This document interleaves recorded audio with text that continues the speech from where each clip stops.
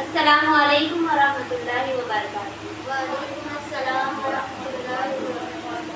ان الحمد للہ نحمده ونستعینه ونستغفره ونعوذ باللہ من شرور انفسنا ومن سیئات اعمالنا من يهد الله فلا مضل له ومن يضلل فلا هادي له اشهد ان لا اله الا الله واشهد ان محمدا عبده ورسوله اما بعد۔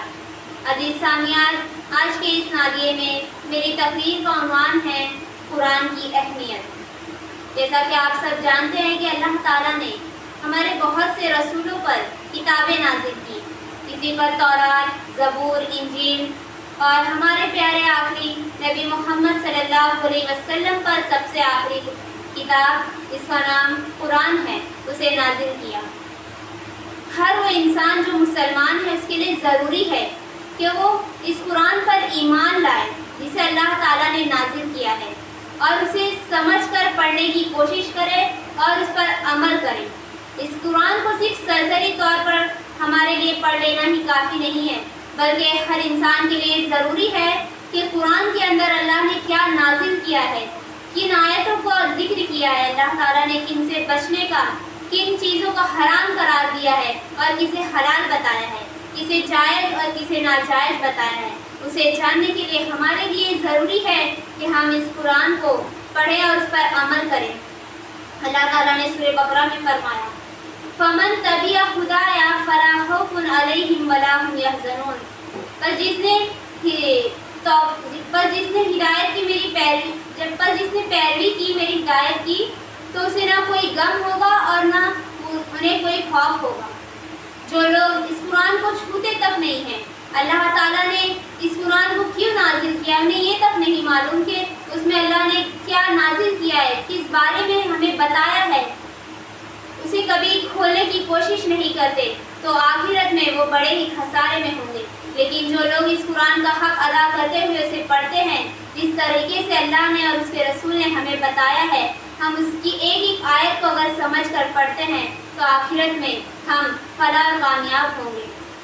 اللہ تعالیٰ سوال کرے گا ان لوگوں سے جو اللہ کی کتاب کو جنہوں نے کبھی کھول کر نہیں دیکھا ہوگا کہ کیوں تم نے میری اس کتاب کو نہیں کھولا کہ میں نے تم پر نازل کیا تھا، کیوں کوشش نہیں کی اسے پڑھنے کی، کیوں اس پر عمل نہیں کیا۔ دنیا میں تم بڑے چالاک بنے پھرتے تھے، جب قرآن و حدیث کی بات آتی تو پیچھے ہٹ جاتے، کہتے تھے کہ میں کسی عالم سے سن لوں گا، میں کسی قاری سے سن لوں گا، قرآن میں اللہ نے کس چیز کو حلال بتایا میں کسی اور سے معلوم کر لوں گا۔ عزیز سامعین، ذرا آپ سب خود سوچئے کہ اللہ نے اس کتاب کو ہمارے لیے اس لیے نازل کیا ہے کہ ہم اسے دوسروں کے حوالے کر دیں؟ حالانکہ آج قرآن کے متعلق اتنی غلط فہمیاں ہیں کہ اس کی کوئی انتہا نہیں، اور غلط فہمیاں اس قدر تک بڑھ گئی ہیں کہ کچھ نادان لوگ اور بے وقوف لوگ یہ تک کہہ دیتے ہیں کہ لوگ قرآن پڑھنے سے گمراہ ہو جاتے ہیں۔ نعوذ باللہ۔ سامعین، اگر لوگ قرآن پڑھنے سے گمراہ ہو جاتے تو اللہ نے جتنے بھی رسولوں کو قوموں میں بھیجا تو کیا ان کی قوم ایمان لاتی؟ کیا وہ ایمان لاتی ان کی کتابوں پر، اللہ کے رسولوں پر، آخرت پر؟ اگر اس قرآن کو پڑھنے سے لوگ گمراہ ہو جاتے تو کیا حضرت عمر رضی اللہ تعالیٰ عنہ جن کا دل اتنا سخت ہوتا تھا کہ وہ اسلام سے اتنی سخت نفرت کرتے، کیا وہ اس قرآن کی ایک چھوٹی سی آیت کو سن کر ایمان لے آتے؟ نہیں نا۔